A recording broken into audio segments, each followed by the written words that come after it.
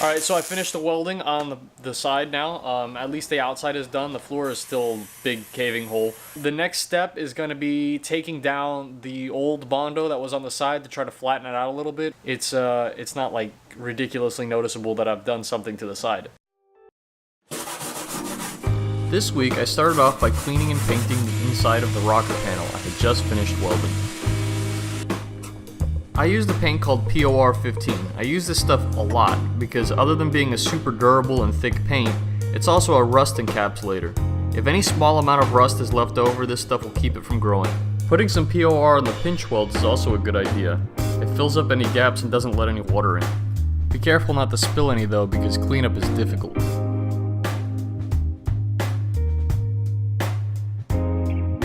Today we have the job of putting on that little bracket that goes across the edge of the floor, because the original floor was held on top of the seam between the top and the bottom of the side.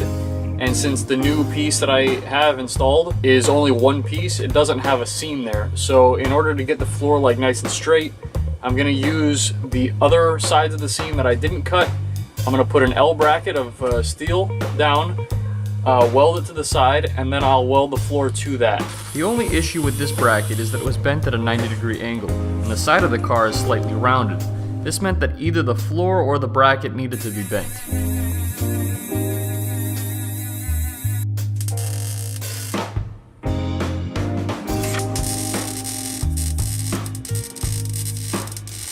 After welding the bracket in place, it was time to cut out the rust from the inner side bracing.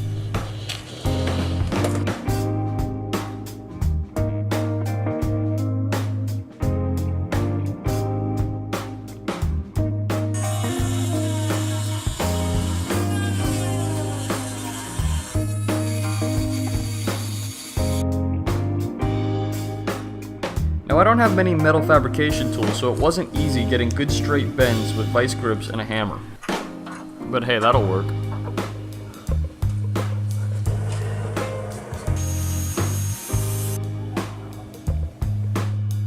I scraped the old seam sealer from where I would be welding the new floor sections. Okay, so the only piece of metal that I could find isn't long enough to do this entire panel. So somewhere here, I'm gonna need to put a seam and weld the seam between the two pieces. The first step to that is that I need to cut that big piece into two workable pieces so that I can have one on this side and the other one on the other side. Then I can weld them together and then place them in as one floor.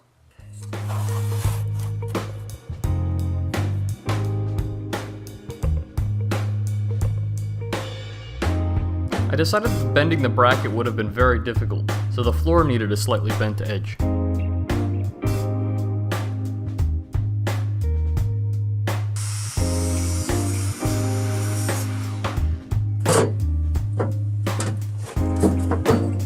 Since the floor originally had a slight bump up, I felt that welding on top of the existing floor would be better than welding to the edge of the floor that I'd cut. This way I wouldn't have to touch the original welds from the floor to the rocker panel either.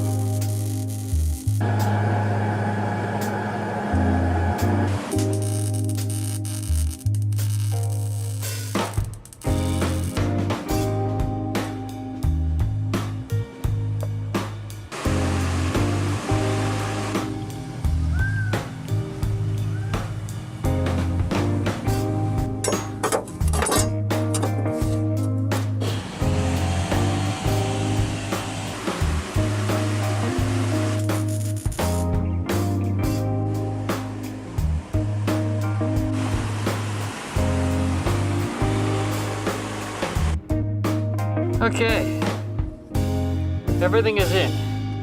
Everything is nice and strong, steady, and my floor is done.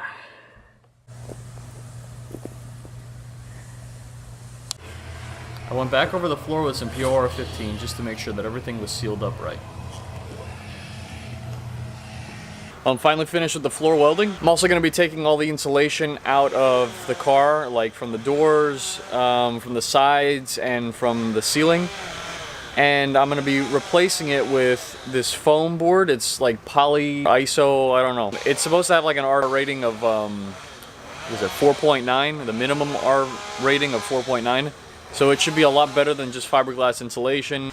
It doesn't hold as much moisture. The first thing I'm gonna do is put that rattle trap stuff down that I bought online. Then I'm gonna stick the foam board to it. The rattle trap stuff is really only for like sound deadening and makes the panels feel more solid than like keeps any heat in or out. I'm gonna put that down, and then I'm gonna put the insulation on top of it.